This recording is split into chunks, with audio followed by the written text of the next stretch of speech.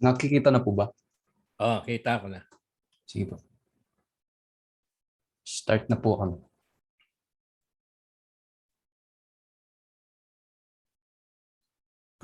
Hello po, good afternoon po. Kami po ang first reporter. Tapos yung topic po namin ay prevalence, dynamics, and consequences of sexual abuse. Tapos ang reporters po for today ay ako, Herrera Maria Aubrey, Pales Julia Nicole, and Perez Radi. Next slide mo. Okay po. Yan po. Bago po tayo mag-start, trigger warning po muna. The following contains topics which involves different forms of sexual abuse. Such content may be disturbing to some viewers. Viewer discretion is strongly advised.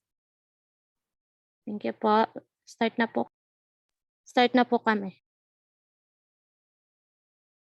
Ito po pala. Ito po yung pinaka report outline po namin. The part 1 is prevalence, part 2 is dynamics, and part 3 ay consequences. Yan po.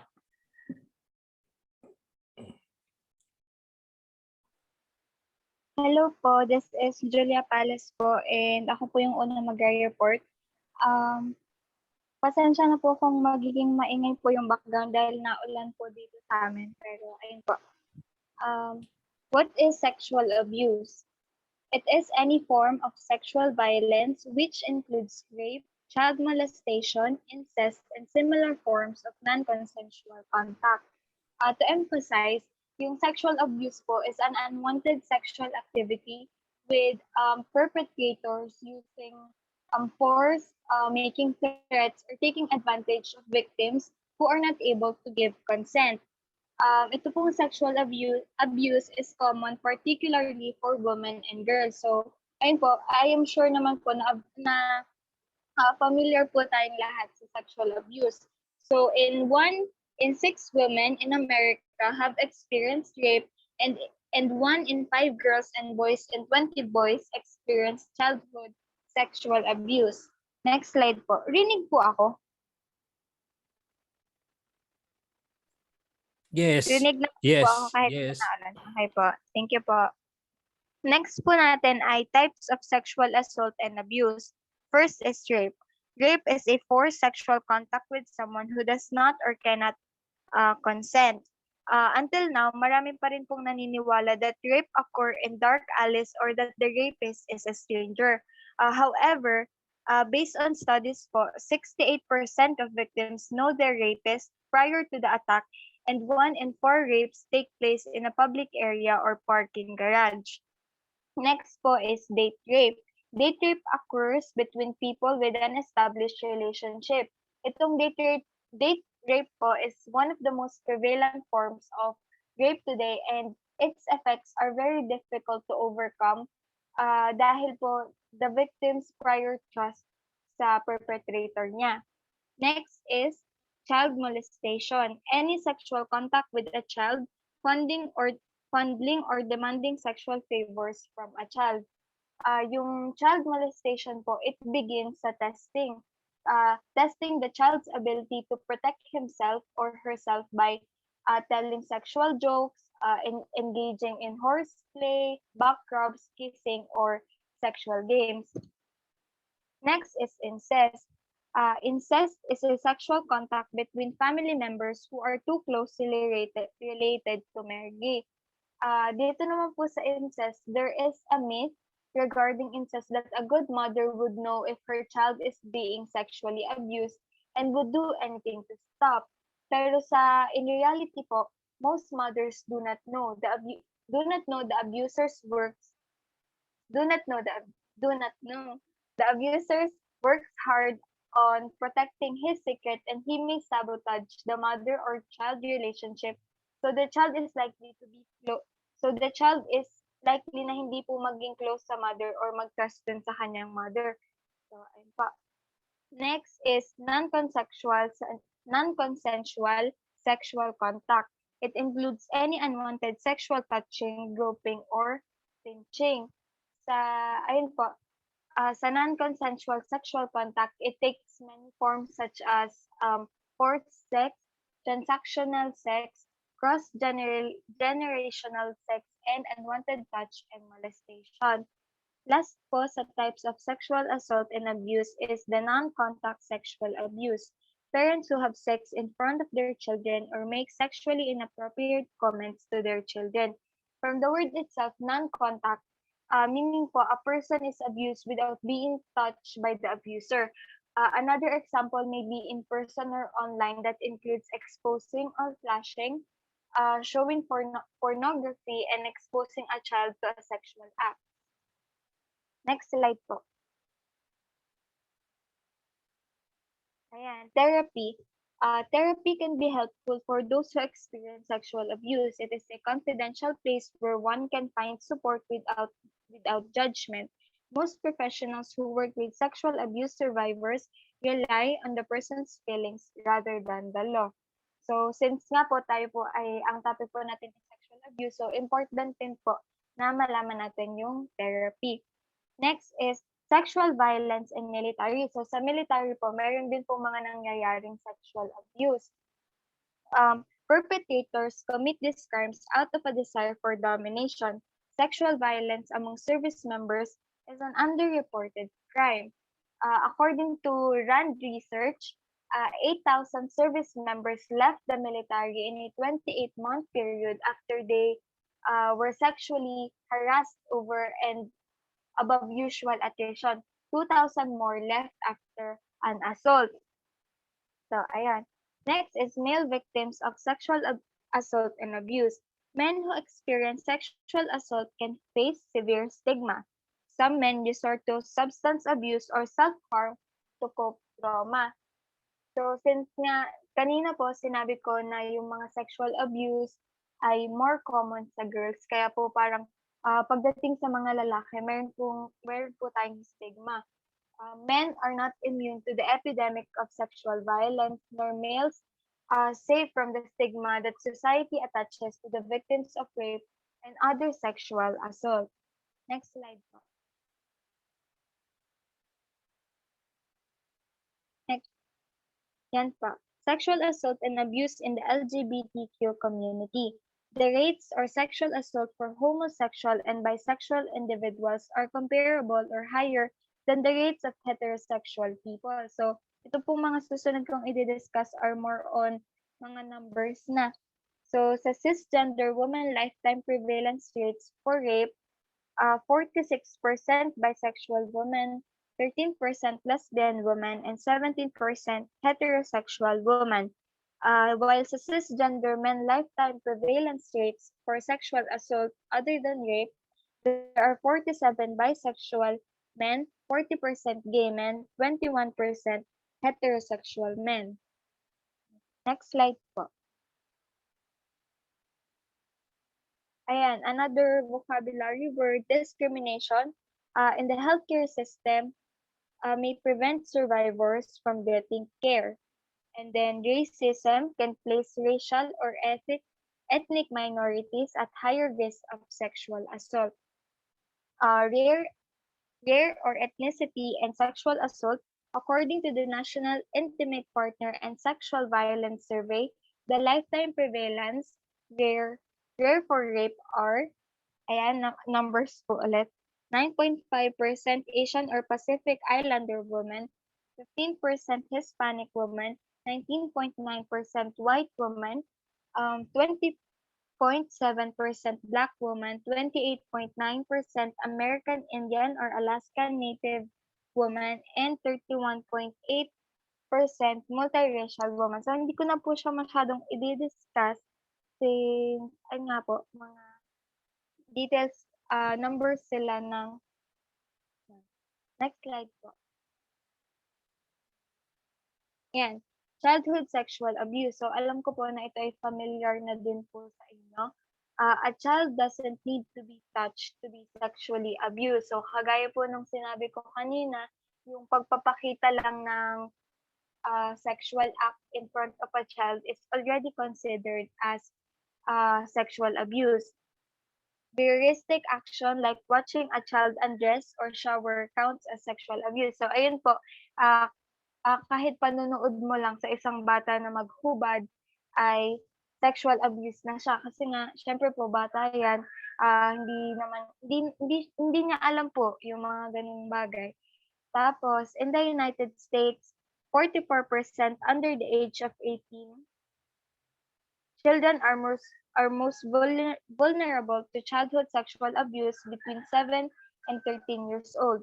10% naman po are abused before the age of 18, and among children who are sexually abused, 20% experience sexual abuse before age 8. So diyan po makikita natin kung gaano po kabata yung mga na sexually abused. Next slide po. So, ito po yung aking last slide for my part. These are the warning signs for childhood sexual abuse.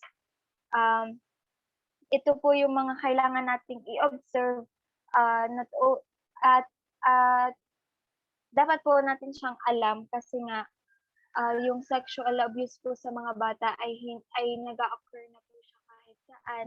Ganun. And kapag po alam natin to, it can be helpful. So, una po, torn or stained underwear, frequent urinary or yeast infection, nightmares and anxiety around bedtime, bedwetting past the appropriate age, anger and tantrums, depressed and withdrawn mood, sexual knowledge or behaviors that are not age appropriate, and preoccupation with their body. So, hindi ko na po sila masyadong i-explain dahil self-explanatory naman po silang lahat. Ayun po. Thank you po.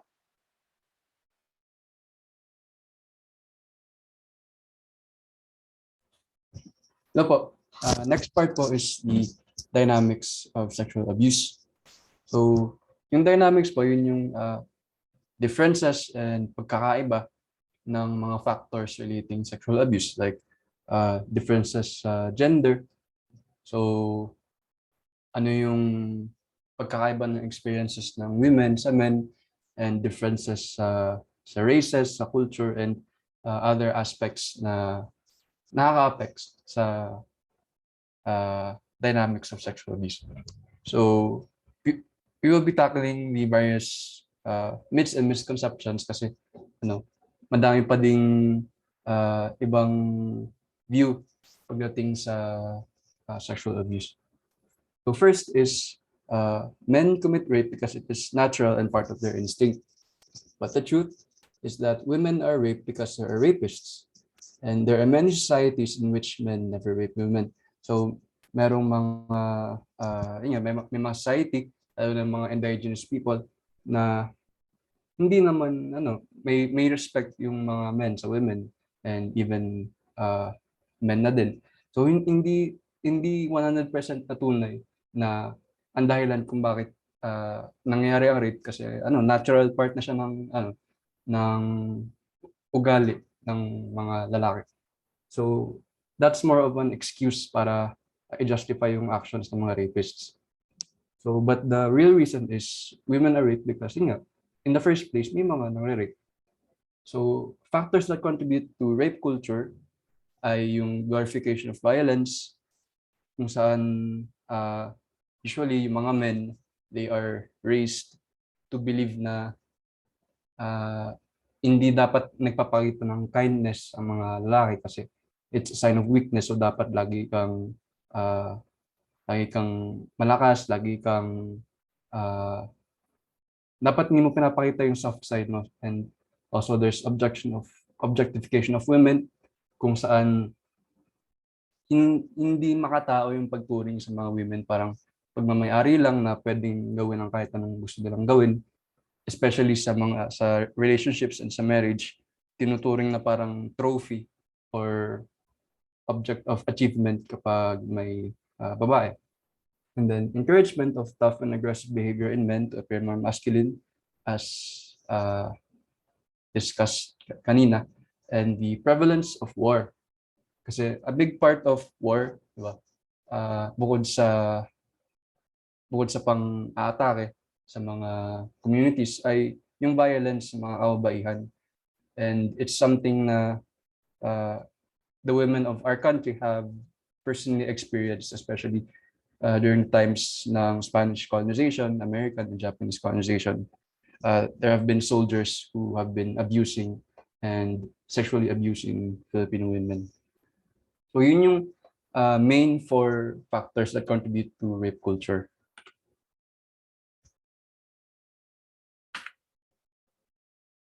Then next one is so myth. Only certain types of women get raped, but the truth is rape can happen to anyone. So itong misconception na to is rooted siya na sa pag-iisip na yung mga magagandang babae lang ang nabibiktima o yung mga bata lang. So pag matanda, hindi na. So isa siyang napakalaking misconception kasi yun nga, as stated in the truth, pwede siya mangyari kahit kanino. Diba? May mga nabibiktimang matatanda, may mga nabibiktima na mga Muslim kung saan from head to toe ay taklob na sila pero nabibiktima pa din. And even mga mga bata, mga sanggol. So hindi lang siya nangyari sa specific type of women tulad ng mga promiscuous o yung mga quote flirty o malalandi. And then young, attractive women, hindi lang sa kanila exclusive na nangyayari yun. Kasi nga, it can happen to anyone. And even men, it can also happen to men. Hindi lang siya exclusive sa women.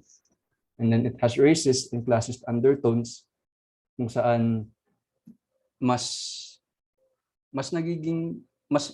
iniisip na common siya sa mga under na races tulad ng black people, brown people, Asians.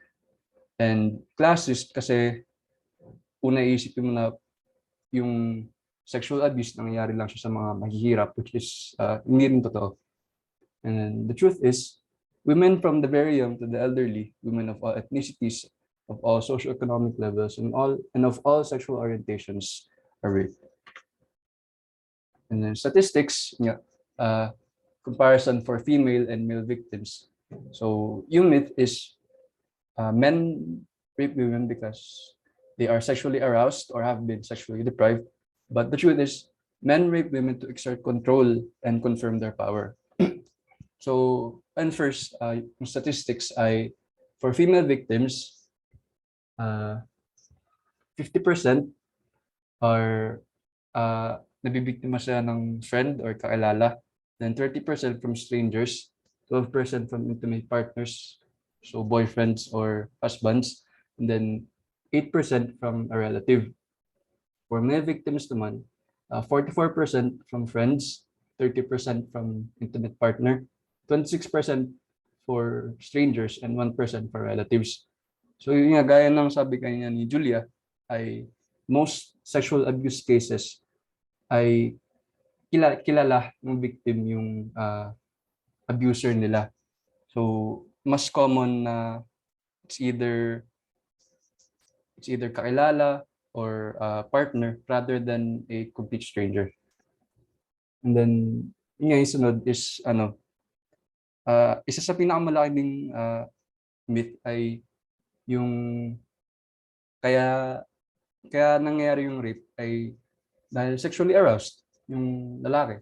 Pero that's more of a excuse, hindi reason. It's more of an excuse to justify the actions of the rapist. Kasi kung sexual arousal lang naman ang usapan, pwede namang mag-solo, di ba? Pwede namang mag-masturbate. Bakit kailangang i-focus sa ibang tao? So may deeper na may mas underlying cause pa, which is yun nga, to exert control and confirm their power. Kasi kaya nila. They can, alam nilang mas malakas sila, alam nilang mas powerful sila, and gusto nilang i-exert yung control na yun. So yun, hindi lang siya limited talaga, hindi lang sexual arousal o yung pagkalibog, hindi lang yun yung sole na dahilan kung bakit may sexual abuse.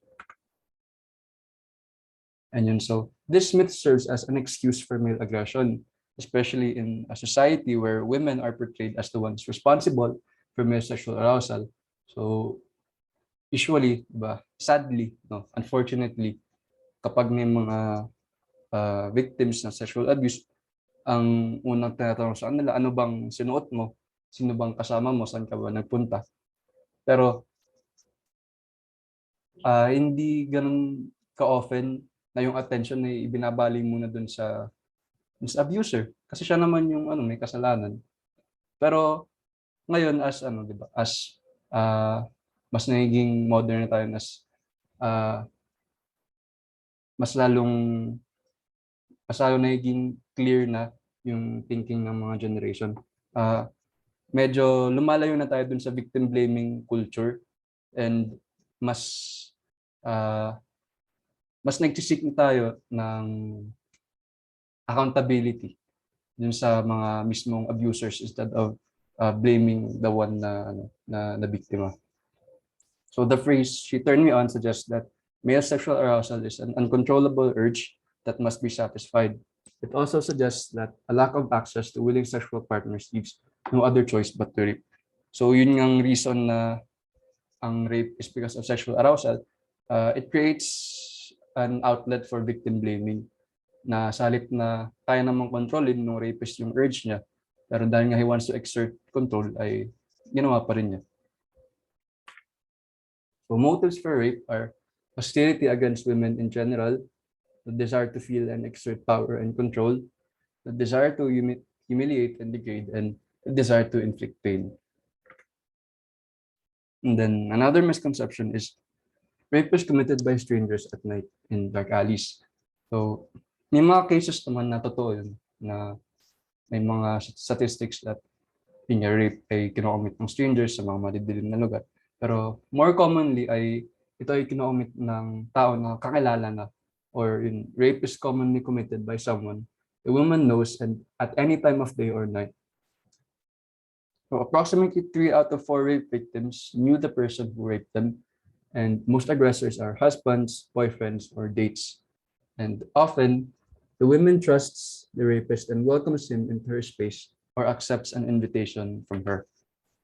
She is then blamed for his actions and often blames herself, especially if her prior understanding of rape was based more on myth than fact. So yung mga myths na discuss kanina ay kung yung victim ay mas naniniwala siya dun sa myths na yung sa clothing, yung sa appearances, ay she is more likely to also blame herself kasi nga sobrang dami and sobrang bigat ng influence ng mga misconception na yun sa society.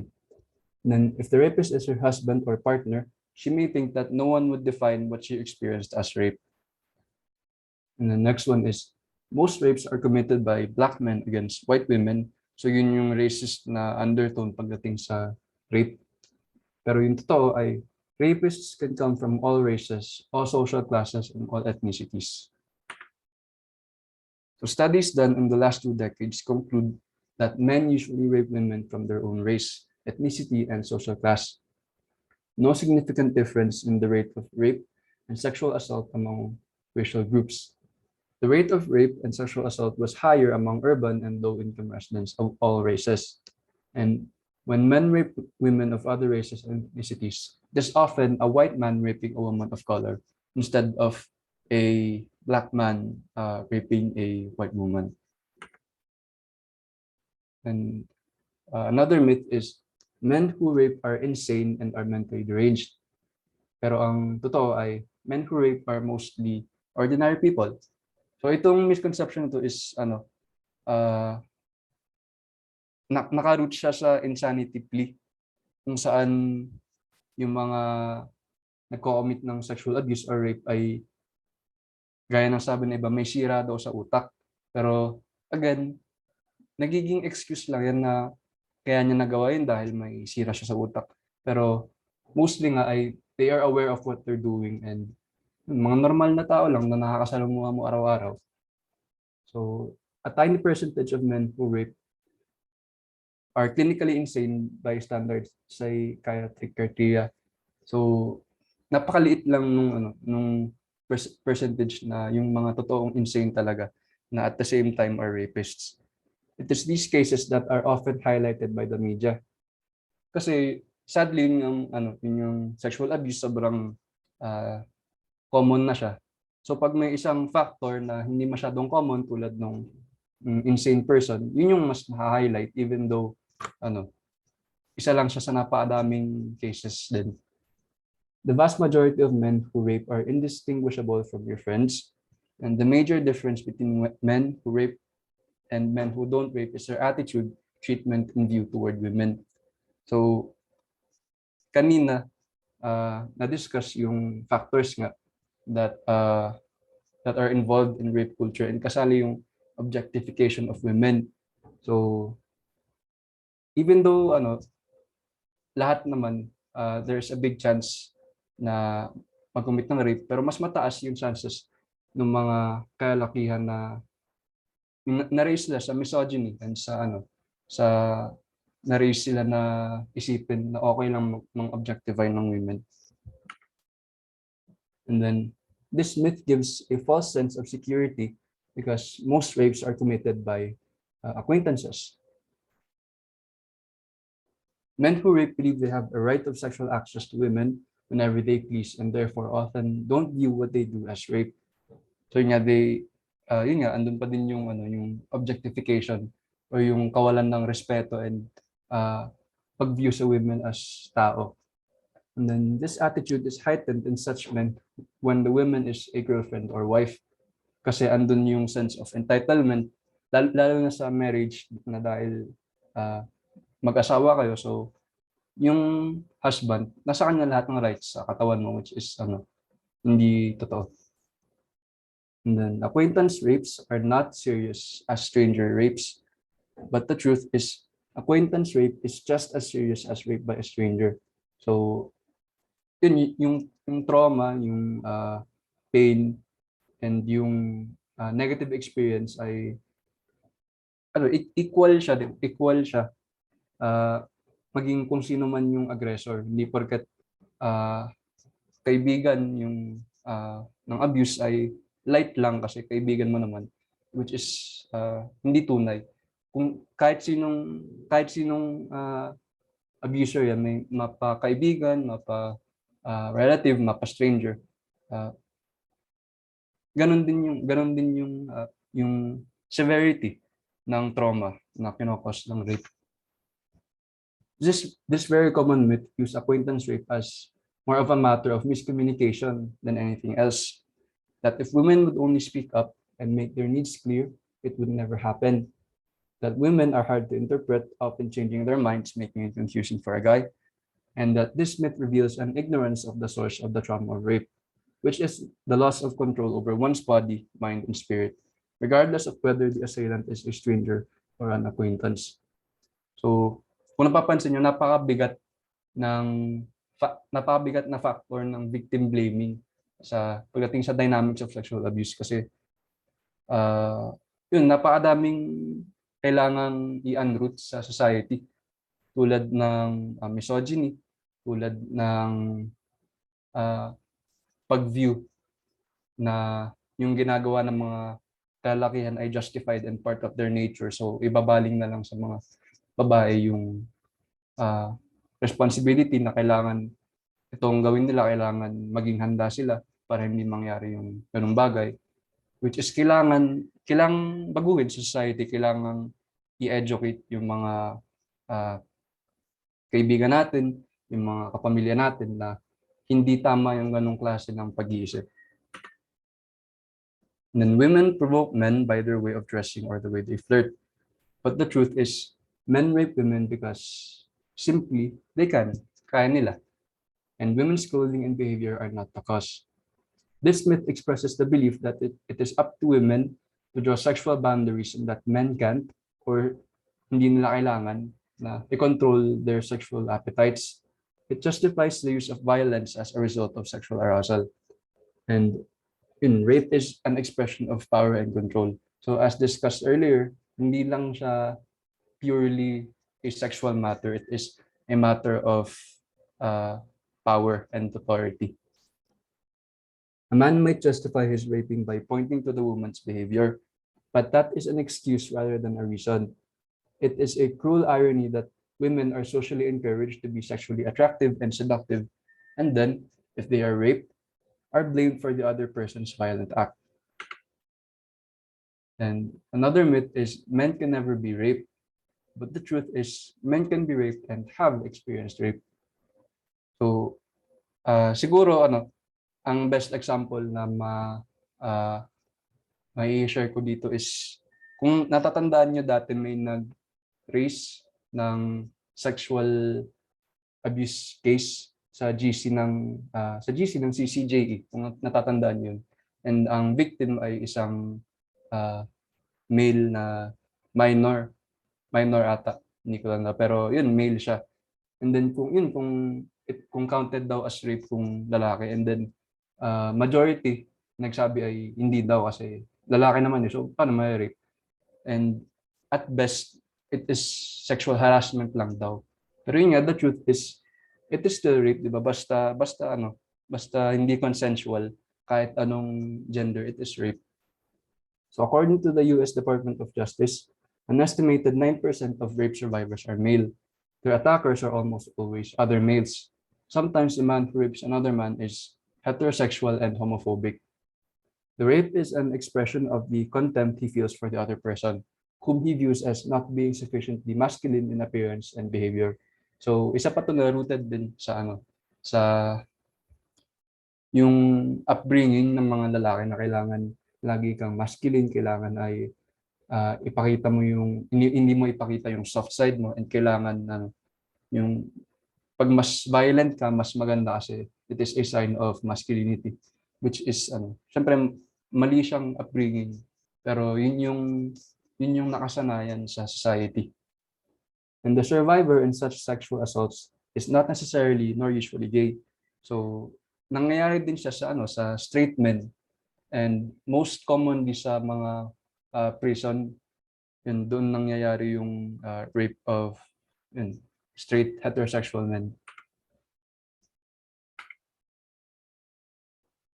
And then next one is, if victims didn't drink, they wouldn't be raped. And the truth is, alcohol is not an excuse for rape. So rather than an excuse or rather than a reason, it is a weapon na ginagamit ng rapists. A rapist will often encourage the victim to use alcohol or identify a victim who is already drunk. So yung victim, hindi siya na-rape kasi nalasing siya. Kasi in the first place, plano na talaga nung abuser na gamitin ng alcohol as a weapon. Then next, if the victim didn't struggle with or fight the assailant, it wasn't rape. But the truth is, there are many instances where the victim was too stunned or frozen in fear and shocked to do anything. As long as it is not consensual, it is rape. So isa rin to sa napaka-common din na weapon na ginagamit against sa victims, na bakit hindi ka sumigaw, bakit hindi ka lumaban. Pero diba, sa ganong experience na lalo na kung hindi pa nangyayari sa'yo, and if that suddenly happened, anyone would be frozen, anyone would be stunned, na hindi guaranteed na lagi kang makakalaban o lagi kang makaka-struggle agad. Kasi andun yung trauma, andun yung fear. Hindi siya indicator ng consent o hindi. Basta hindi siya consensual, basta ipinilit, and basta walang approval ng other party, yun, it is considered rape. And then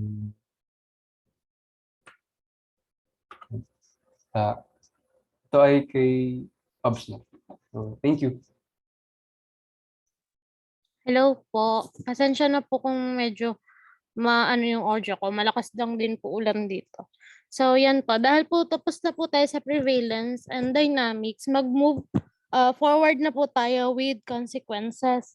So, sexual violence can have psychological, emotional, and physical effects on a survivor. These effects aren't always easy to deal with, but with the right help and support, they can be managed. So, ano ba yung difference between sexual assault and sexual harassment? In sexual assault, it always involves physical contact. Behavior may or may not always involve co-workers. While sa sexual harassment naman po, it often involves non-physical contact but may involve physical contact. Behavior is linked directly to coworkers or others in the work environment. Next slide po.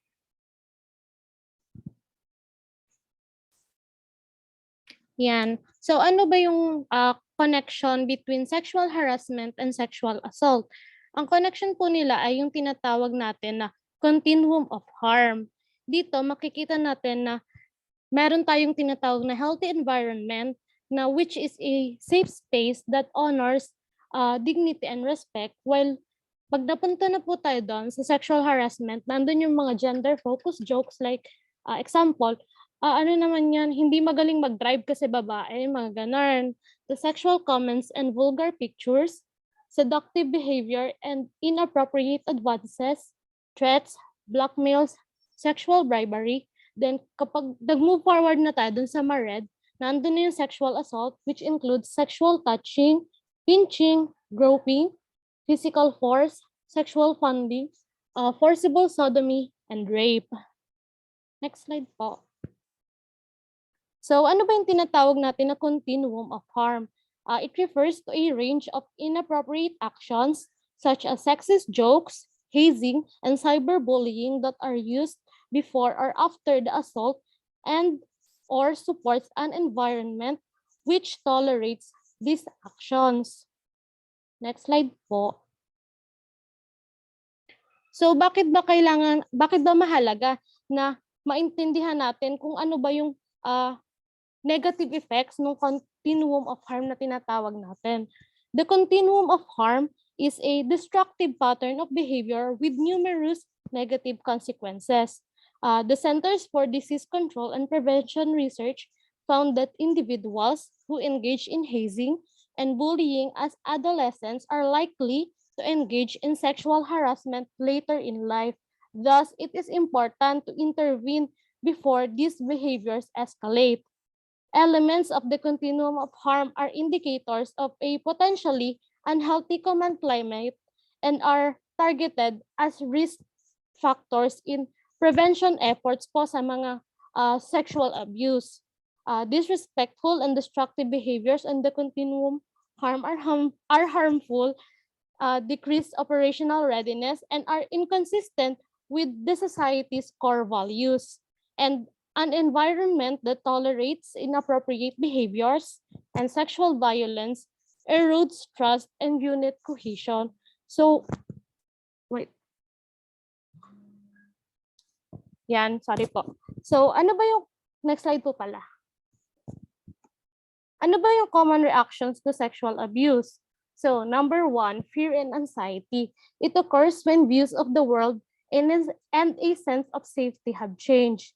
Triggers or cues that cause anxiety may include places, times of day, certain smells or noises, or any situation that is a reminder of the assault. The feeling of vulnerability is often associated with the physical anxiety symptoms such as the feelings of nervousness, jittery, muscular tension, agitation, restlessness, and trembling. Symptoms of anxiety can also include excessive worry, phobic reactions, and panic attacks. Dito, magpo-fall din dito yung safety concerns, yung bang matatakot na siya na halimbawa nangyari yung harassment sa sasakyan, ay sa pagbabiyahe niya, sa pagko-commute, ganun. So parang matatakot na siya matatakot na yung ating survivor for their safety. Second one is experiencing the trauma. Memories intrude upon other activities and thoughts. This means that the person is continuing to master the assault experience. The memories cause much distress, increased feelings of vulnerability and helplessness, and may even interfere with their daily living. Dito pumapasok yung mga unwanted intrusive thoughts. Magkakaroon din dito yung mga flashbacks na parang nangyayari, yung parang mai-imagine nila na parang nangyayari ulit yung assault, at saka syempre yung mga nightmares kapag tutulog na sila, ganon. Then the third one is increased arousal.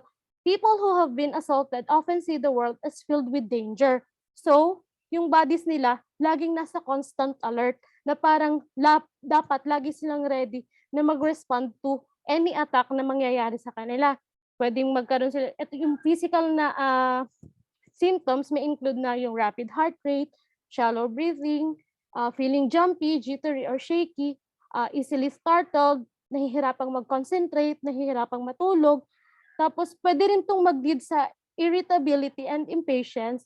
Tapos, sila ay hypervigilant. At saka yan, nandito rin yung tinatawag natin na fight or flight response. So, the fourth one is avoidance. Yung avoidance is a common way of managing trauma-related pain.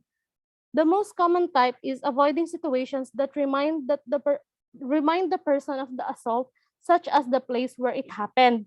Halimbawa, nangyari yung assault sa isang coffee shop. So, yung survivor natin, iiwasan na niyang pumunta doon kasi trauma-related yung lugar na yun na maaaring maging isang trigger para maalala niya ulit at bumalik sa kanya yung nangyaring assault. Often situations that are less directly related to the trauma are avoided, such as yun nga, going out in the evening kapag yung assault ay nangyari nung gabi. This can lead to feelings of numbness, which makes it difficult for the person to have either fearful or pleasant and loving feelings. Sometimes the painful thoughts or feelings may be so intense that the person blocks them all out together and cannot even remember parts of the assault. Guilt and shame. In order to make sense of their experience, survivors may blame themselves. These feelings are often encouraged by the societal attitudes and they interfere with self-compassion, hindering recovery. Mga parang, dito pumapasok yung, bakit kasi ako nag-inom kasama yung mga yon? Bakit kasi ganun ang suot ko? Kundi ako lumaban, pabalik, di siguro ako sasaktan. Dito kasi yung feeling of guilty for the assault means that the survivor is taking responsibility for the actions of the assailant. Feeling guilt and shame may help the survivor feel like she had some control over the situation. However, it also leads to feelings of helplessness and depression. Sunod po ay negative beliefs, negative beliefs about self, others, and the world. Wala po yung PPT. Wait lang po.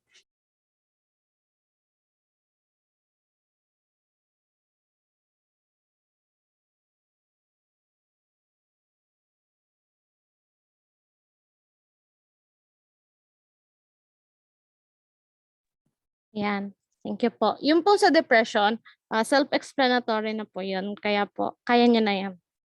Tapos yung pong sa negative beliefs about self, others, and the world, yung self-image dito, nagiging negative. Like, siguro masama akong tao, kaya deserve ko to. O kaya bakit kasi ako nagbago? Kung ako ikatulad nung dati, hindi siguro mangyayari sa akin to. O kaya, wala na siguro magmamahal sa akin kasi damaged na ako. Yan, dyan pumapasok yon. Tapos yung last, relationship difficulties. Relationships with others can become tense, like people cannot be trusted. All men are dangerous. People in authority cannot be counted on to help. Dito, yung ability to be in an intimate and in close relationship diminishes. The world is a dangerous place for them. Ganon. Na parang wala na bang purpose in life and wala nang meaning sa kanilang existence. Ganun. Next slide po.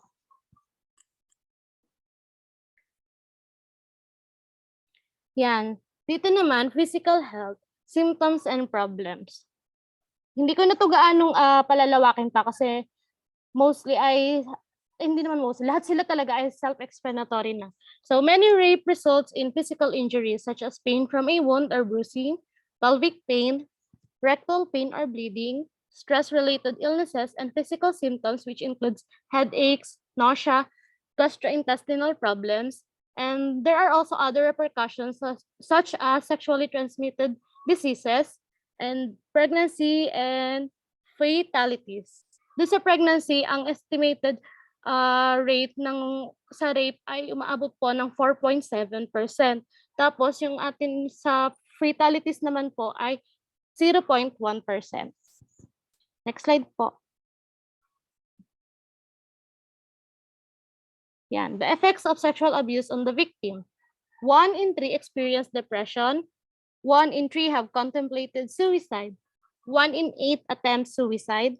And victims often turn to drugs or alcohol. Yan, di ba? Parang laging ang super kawawa lagi ay ang victim. Next slide po. Yan. So, rape naman po tayo. Rape is the ultimate violation of the self, short of homicide, with the invasion of one's inner and most private space, as well as the loss of autonomy and control. Next slide po. Dito po sa rape, meron po tayong tinatawag na rape trauma syndrome. Ang rape trauma syndrome po is a specific form of a broader category of trauma response called post-traumatic stress disorder or yung PTSD. Dito po ay yung reactions to rape are considered separately from other forms of PTSD because of the specific nature of the trauma of rape.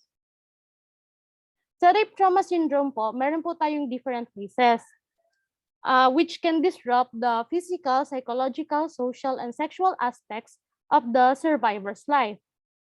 So, ang ating pong phase 1 ay acute crisis, which is also called disruptive and can last from days to weeks. Dito, ito yung immediate reaction to the assault na often characterized by shock and belief. Common physical issues at this stage include physical injury, tension, fatigue, difficulty sleeping, changes in appetite or nausea. Tapos yung common reactions naman ay may fear, shame, guilt, anger, embarrassment, revenge, and helplessness. The survivor is often flooded with conflicting emotions. They may even feel that they are going crazy. So, paano ba natin sila matutulungan? You can help the survivor by validating and normalizing their feelings. Dito, kailangan maiparamdam mo sa kanya na valid yung nararamdaman niya at normal lang yung reaction niya. Yung phase 2 naman po natin ay tinatawag na denial or recoil or suppression. It can last from a few weeks to 6 months. Dito po, yung numbing or reduced involvement, dito po, numb na sila or reduce na yung involvement nila with the environment. Frequently, survivors alternate between the denial phase and the acute phase. Pwede rin sa denial phase na ito ay magkaroon na yung survivor ng attempt, nakalimutan yung assault at sabihin na, okay na, yaan nyo na, nakamove on ako, ganon. Ang nire-represent nitong phase nito ay yung desire niya to achieve mastery over the assault and is an expression of the desire to move forward with life. Then the third phase is reorganization. Reorganization, also called assimilation or integration, which can last from months to year. Yung physical symptoms niya, mga backaches, migraines, eating disturbances, mga ganun. The sexual problems, avoidance, or promiscuity. Next slide po. Yan. Crisis intervention with sexually abused victims. The goals of crisis interventions are closely linked to what is known about recovery from trauma. Experts have described the core experiences of psychological trauma, which are disempowerment and disconnection. So disempowerment, it refers to a decreased sense of personal control or power over one's life and environment. Dito pakiramdam ng ating survivor na wala na siyang kakayahan pa para mabago yung, wala na siyang control ba sa lahat ng bagay na nakapaligid sa kanya. Ganun. Tapos dito sa disconnection, it refers to a sense of difference or alienation from others. Dito parang pakiramdam ng ating survivor na siya ay wala na bang makakatulong sa kanya na parang mag-isa na lang siya. Ganun. Next slide po. Yan. Herman argues that the guiding principles behind all recovery efforts must therefore be re-empowerment and the establishment of new and meaningful relationships. So, stages of handling trauma and sexually abused victims. Number 1, minimization and denial. In this stage, the victim the victim denies the seriousness of the situation and excuses the abuser. Like, hindi niya kasalanan, masyado kasi siyang nalasing. O kaya nasaktan niya ako siguro kasi hindi niya alam yung he doesn't know his own strength. Ganon. So yung abuser who rarely gets beyond this stage, ang sasabihin niya naman, hindi ko naman sinasadyang masaktan siya, ginalit niya kasi ako. O kaya hindi ko kasi alam ang ginagawa ko, masyado kasi akong lasing. Ganon. Tapos, dito pa, ang susunod na dito, yung self-blame. This is an inescapable feature of life with a batterer as well as being a recurring component in psychological reactions to trauma. Dito, yun na nga yung sabi ko kanina na parang sinisisi lagi yung sarili. Nakasalanan ko naman, ba't ako naharas? Bakit kasi ganito ang suot ko? Ba't kasi ako nagpakalasing? Ganon. The seeking help po yung ating third stage. Law enforcement and social services agencies most often see victims seeking help at the third stage of progression of abuse. In a study nga in 1988 by Dr. Gundolf, he indicated that help-seeking behavior increases when the positive aspects of a relationship decrease and the cost in terms of abusiveness and injury increases. Nagpo. Meron po tayong tinatawag na prevalence. The victim is irresolute at this stage, trying one alternative after another. It is at this point that she will respond to the batterer's attempt to reconcile or initiate attempts at reconciliation herself. Yung parang usually, dito mo makikita yung reaction ng ating survivor kung open ba siyang makipag-ayos do sa batterer, yung mga ganon. It is the victim's behavior during this stage which appears to cause the greatest frustration and anger in members of the helping professions. Most often, these attempts at reconciliation do not work, but rather end in further abuse. This stage can last for years as the victim slowly gets the strength and support from each voyage to the outer world to overcome her psychological restraints so that she can move on to the final stage. And our final stage is living without violence. Although a survivor of domestic abuse, especially with sexual violence, may live without violence after leaving an abusive relationship, nakakalungkot man pero pwede siyang mag-suffer sa long-term depression and post-traumatic stress syndrome along with a host of other stress reactions to the violence and trauma they suffered. Next slide po. Yan, meron na dito na tayo ay goals na towards recovery. Ating goal 1 ay tinatawag na re-empowerment. The first principle of recovery is the empowerment of the survivor. She must be the author and arbiter of her own recovery. Others may offer advice, support, assistance, affection, and care, but not cure. Efforts toward empowerment can be categorized as techniques of validation and stabilization. So mamaya yun, di-discuss ko yan. So validation, it occurs when the counselor shows concern for her well-being, communicates empathy for her experience and its effects, offers meaningful emotional support, and provides helpful information. So dito sa validation, meron tayong mga validation techniques. Yung validation techniques are typically listening skills that communicate to the survivor that she is believed and that it is safe to talk about her experience with you. They reinforce the resourcefulness and strengths of the survivor and provide an opportunity for emotional expression. Tapos, yung sunod ay stabilization. They establish concrete action steps for the survivor. This is done within the context of a collaborative relationship. Dito naman dito sa technique dito, typically ay more active sila at saka it involves strategies to assure that there are immediate social support and additional resources. Tapos yung ating pong goal 2 ay reconnection. The second goal is to establish a relationship that can lessen a survivor's feelings of alienation and restoring the survivor's trust. So meron naman po tayo ditong tinatawag na model of crisis intervention. Yung una is stabilizing the survivor and helping them to restore their pre-crisis equilibrium.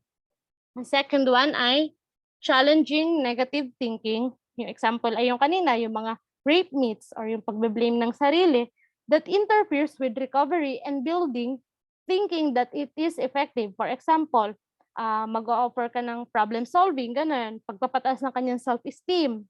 Tapos yung third one ay helping to mobilize and locate potential environment resources to aid recovery.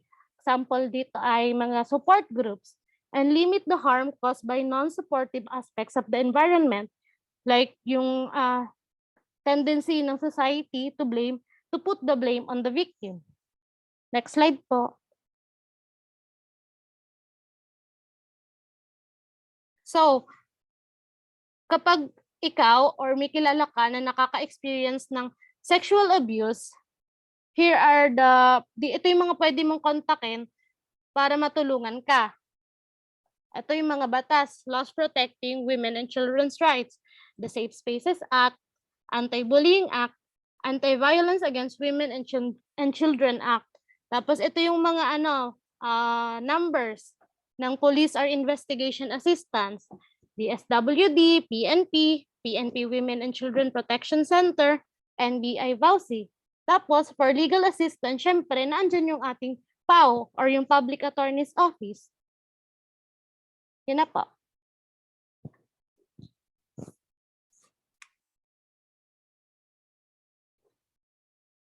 Yan. Ito naman po ay yung aming summary ng aming report. Bali po ay from the top ulit. Kay Palas po ulit.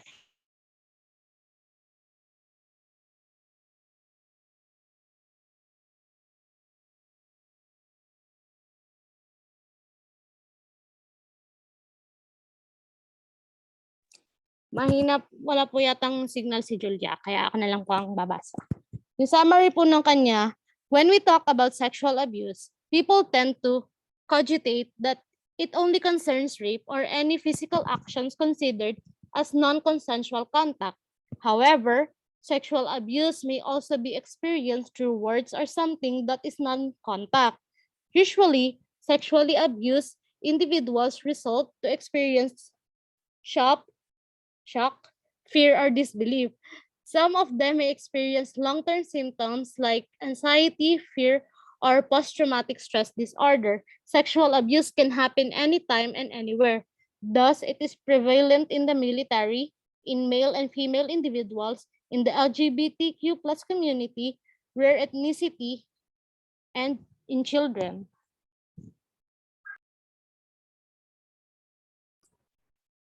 Yung summary po sa dynamics are, there are many misconceptions that surround the crime of rape.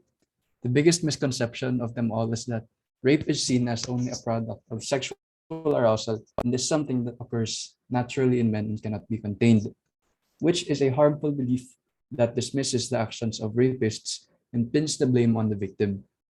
Contrary to popular belief, rape is not a matter of sexual desire, but is rooted in a larger social problem that stems from imbalances in class, power, gender, religion, and politics. And the reason why rape is so prominent and thriving in our society is because the solutions and responses to the problem are taken from the very same power structure that nurtures rape culture. Yan, summary naman po tayo on consequences. There are many common reactions to sexual violence. Not all survivors of sexual violence are the same, nor will any act of sexual violence affect two people in the same way. There is no wrong or right way to feel or react. As the body and mind process the devastation of sexual violence, many different emotions, behaviors, and physical responses appear and disappear and may reappear. This is simply an introduction to help us better understand what a survivor may be experiencing. So as an advocate, support person, or someone working with a survivor of sexual assault, helping them to identify and normalize this reaction are very, very, very important. Yan po.